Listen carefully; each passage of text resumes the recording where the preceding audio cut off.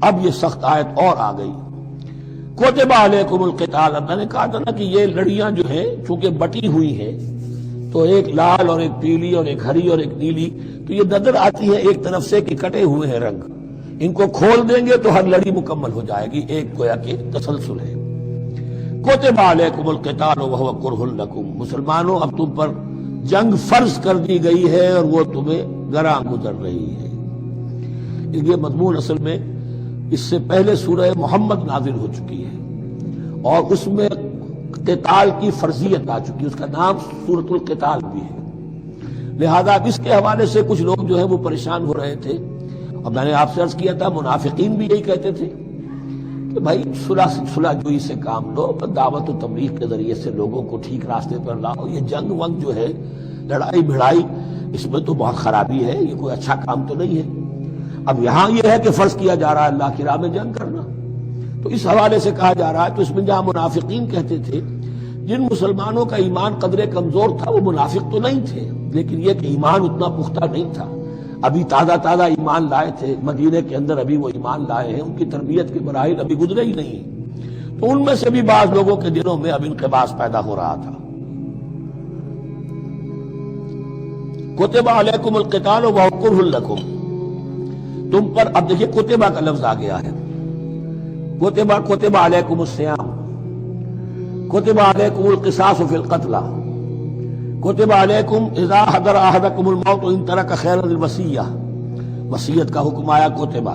روزے کا حکم آیا کتبہ، اسی طریقے سے فرضیت قتال ہے۔ کتب علیکم القتال وہو کرہ لکم، وہ تمہیں بری لگ رہی ہے، وعسیٰ ان تکرہوا شیئا، اور ہو سکتا ہے کہ تم کسی شے کو ناپسند کرو، وہو خیر لکم،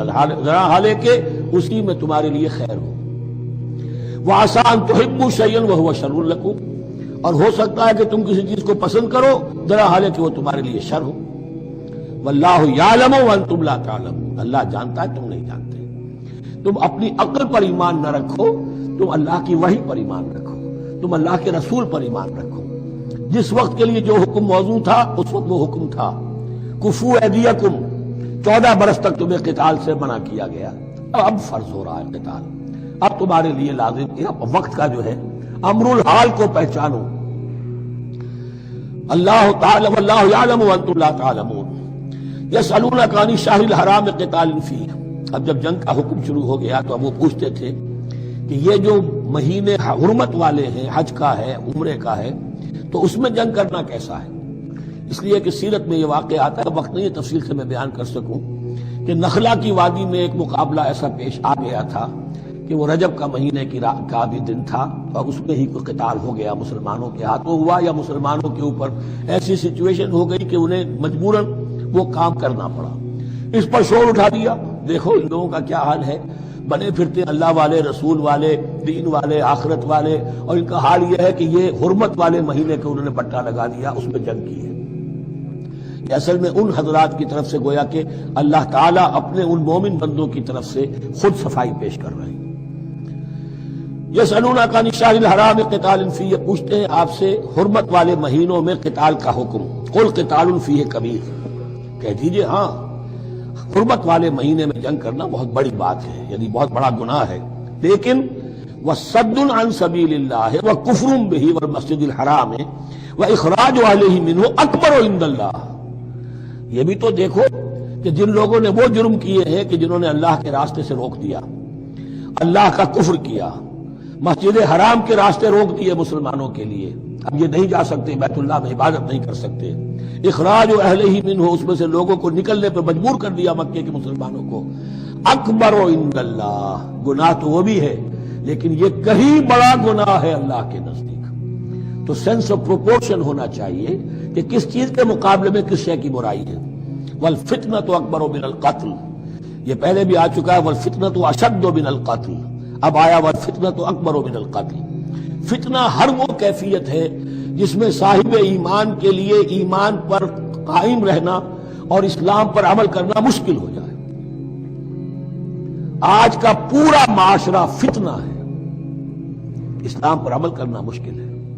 بدماشی کے راستے کھلے ہوئے ہیں، حرام خوری کے راستے کھلے ہوئے ہیں، حلال عقل حلال دانتوں پسینہ آئے تو شاید نصیب ہو۔ شادی کے نکاح کے راستے بند کیے ہوئے ہیں، یہ شرطیں ہیں اور یہ شرطیں ہیں اور یہ شرطیں ہیں اور یہ ہے اور یہ چیزیں لازمی ہیں، اور زنا کے راستے کھلے جائیے۔ اس معاشرے کے اندر جب غلبہ باطل کا ہوگا، حق پر چلنا ممکن نہیں رہے گا۔ وہ جو باطل کا غلبہ ہے وہ سب سے بڑا فتنہ ہے، والفتنہ تو اکبر من القاتل، فتنہ جو ہے بہت بڑی شے ہے قتل کے مقابلے میں۔ ولا یزالون یقاتلونکم حتی یردوکم عن دینکم ان استطاعوا، اور سن لو یہ لوگ تم سے جنگ کرتے رہیں گے یہاں تک کہ لوٹا دیں تمہیں اپنے دین سے، اگر وہ کر سکتے ہوں۔ وہ تو تلے ہوئے ہیں اس پر کہ تمہیں لوٹا کر لے جائیں گے اپنے دین سے۔ یہاں اشارہ ہو رہا ہے مشرکین مکہ کی طرف، کیونکہ اب یہ تمہید چل رہی ہے سورہ بقرہ کے اندر غزوہ بدر کے لیے۔ اب اس کے بعد غزوہ بدر ہونے والا ہے، اس کے لیے ذہنی تیاری۔ وَلَا يَزَالُونَ يُقَاتِلُونَكُمْ حَتَّى يَرُدُّوكُمْ عَنْ دِينِكُمْ إِنِ اسْتَطَاعُوا، وہ تو اپنی کوشش کرتے رہیں گے کہ تمہیں تمہارے دین سے پھرا کر لوٹا کر واپس لے جائیں اگر ان میں طاقت ہے۔ وَمَن يَرْتَدِدْ مِنكُمْ عَنْ دِينِهِ، اور سن لو جو بھی کوئی تم میں سے پھر گیا، مرتد ہو گیا اپنے دین سے، فَيَمُتْ، اور اسی حالت میں اس کی موت آ گئی، وَهُوَ كَافِرٌ، کہ وہ کافر ہی تھا، فَأُولَٰئِكَ حَبِطَتْ أَعْمَالُهُمْ فِي الدُّنْيَا وَالْآخِرَةِ، تو یہ وہ لوگ ہوں گے کہ جن کے تمام اعمال دنیا اور آخرت میں حبط ہو گئے۔ پہلے کتنے ہی نیکیاں کی ہوئی تھی، کتنے ہی نمازیں پڑھی ہوئی تھی، کتنا ہی جو ہے انفاق کیا تھا، صدقات دیے تھے، کچھ بھی کیا، سب کا سب زیرو ہو جائے گا۔ وَأُولَٰئِكَ أَصْحَابُ النَّارِ هُمْ فِيهَا خَالِدُونَ، اور وہ ہوں گے جہنم والے اور رہیں گے اس میں ہمیشہ ہمیشہ۔ ان الذين آمنوا والذين هاجروا وجاهدوا في سبيل الله اولئك يرجون رحمت اللہ واللہ غفور رحیم، یقیناً وہی لوگ جو ایمان لائے اور جنہوں نے ہجرت کی اور جہاد کیا اللہ کی راہ میں، یہ وہ لوگ ہیں جو اللہ کی رحمت کے امیدوار ہیں۔ بڑا لطیف طنز ہے ان پر، جا رہے ہیں حرام کے راستے پر، اللہ رحمت فرمائے گا، اللہ رحمت نہیں فرماتا۔ اللہ کی رحمت کا مستحق بننا پڑتا ہے، اللہ کی رحمت کا مستحق وہی ہے۔